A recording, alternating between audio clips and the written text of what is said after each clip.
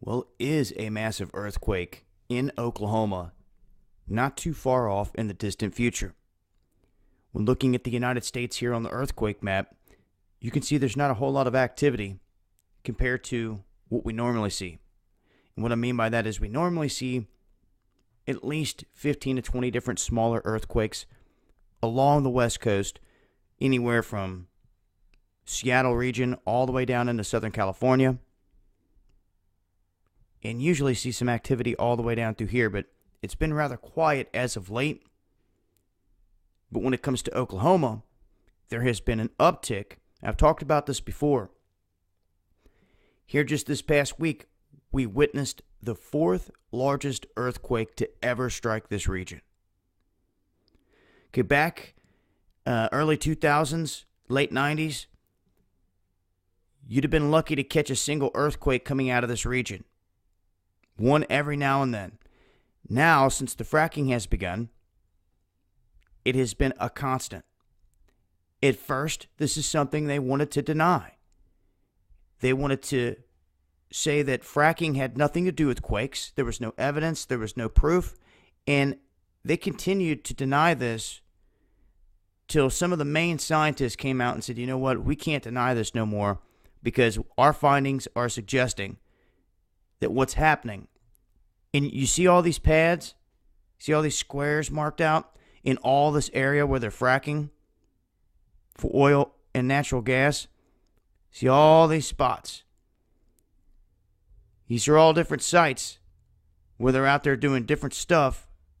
And sometimes it's not just fracking the rocks open to try to release the gases that's causing the problem. It's the end game process. They have to take all this water and do something with it, this wastewater. And instead of finding some kind of way to cleanse it or to reuse it, they are sticking it back down in the earth. They are filling up old aquifers, which means down the road, hundreds, if not thousands of years from now, and the same goes for California, when a civilization comes along and tries to tap into these aquifers to get fresh water, they're going to come to find out that it is waste. And it's not going to be a good thing.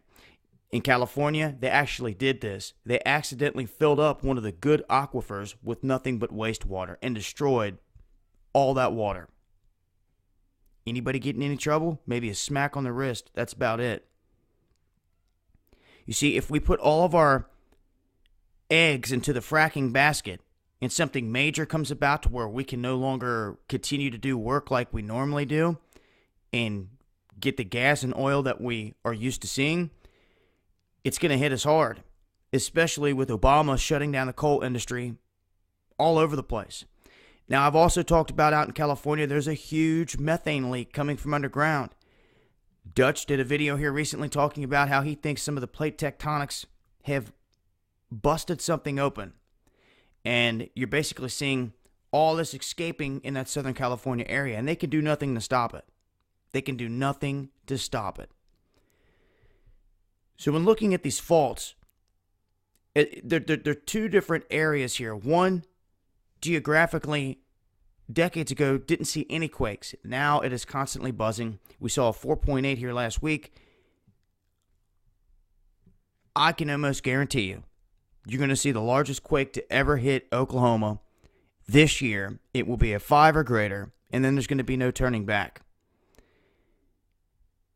California, in terms of Southern California and the fracking going on down there, this could potentially set off a bigger quake.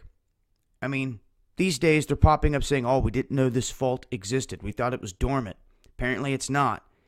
Well, if you guys watch the movie San Andreas, you'll see in there that the whole thing that set that into motion was a fault that they didn't think was active. Once these things started to go, it set off a chain of events that was just disastrous. But when you inject all these fluids down into the earth, it does make the rocks slipperier. And it changes the dynamics of the inside of the earth wherever you're doing this.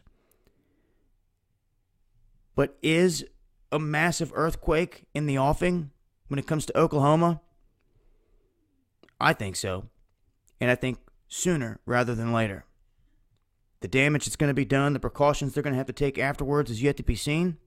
But once it levels a bunch of the facilities out here, they're not going to be able to continue any work anyway.